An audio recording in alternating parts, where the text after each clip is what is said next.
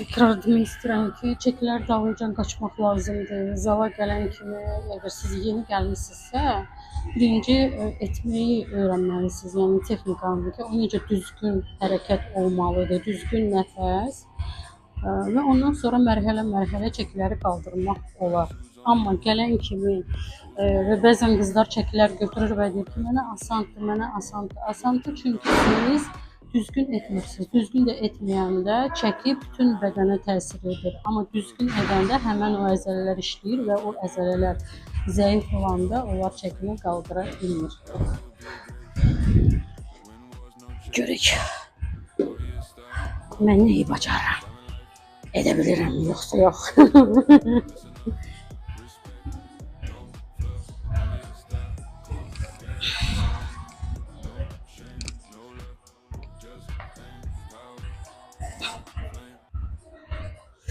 Getdik.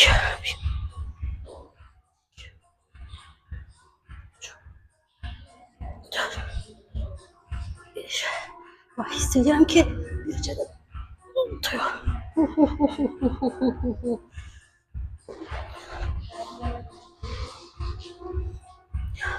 Yani bu kadar. Özümü öldürsem de yani bu kadar gelir.